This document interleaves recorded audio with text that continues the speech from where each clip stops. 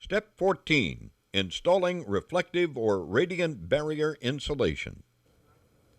Radiant barrier insulation is what you should use if you're going to insulate a steel building.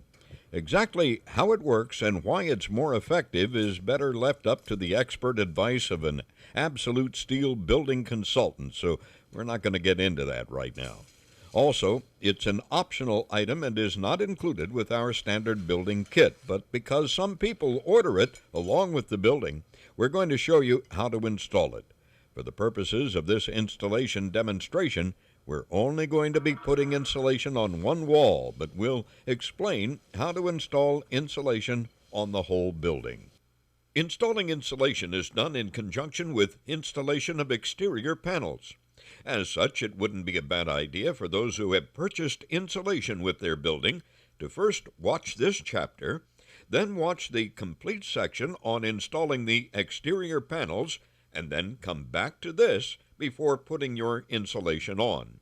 For those of you who did not purchase insulation with your building, you can skip this chapter and move on to the next, which shows you how to put on your exterior panels.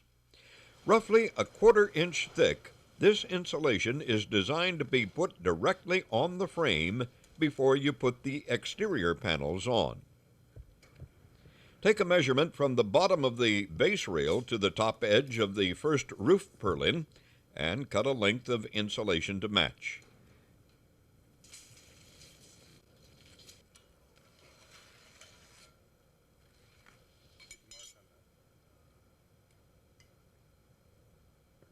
It is held in place using the double-sided tape that was included in the purchase of the insulation. Adhere the double-sided tape to the 2-inch by 3-inch frame members.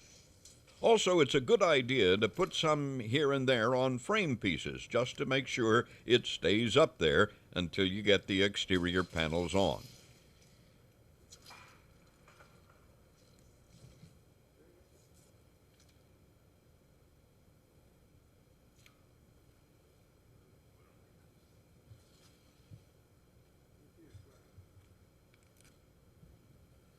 And to the top of the first purlin.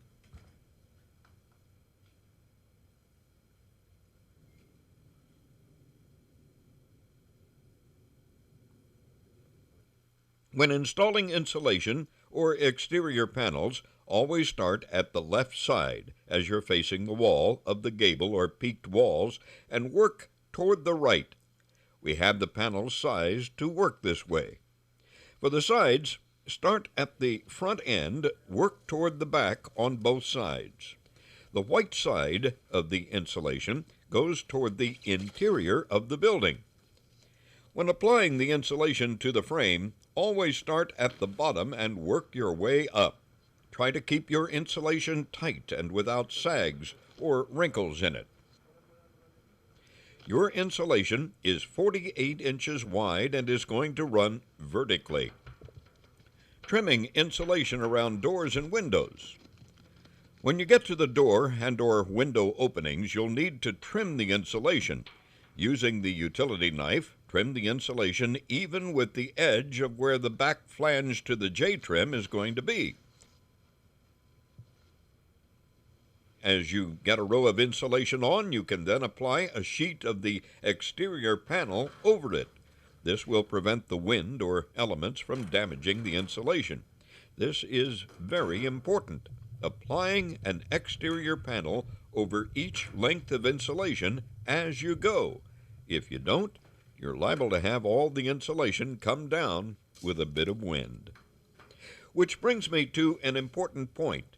Don't try installing insulation on a windy day.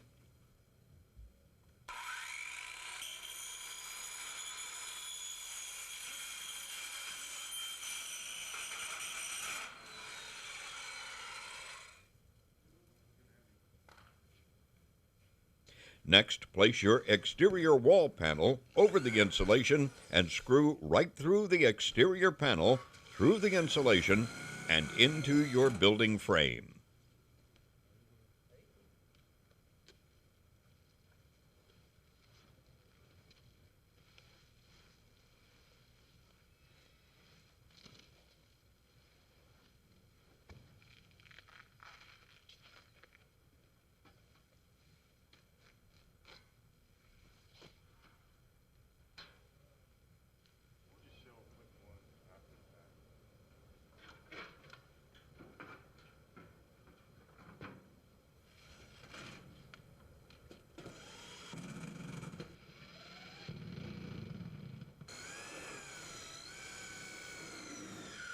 The edges of the insulation should fit together tightly and overlap slightly.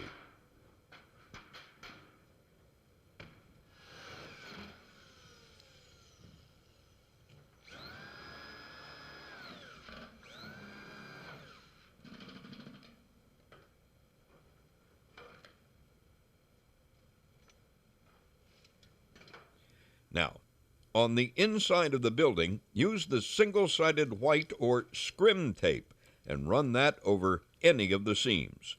When you come to an exterior frame piece, use your razor knife to trim any excess that gets stuck to those frame parts. Be sure to evenly and firmly press the tape, especially against the seams, so it adheres properly.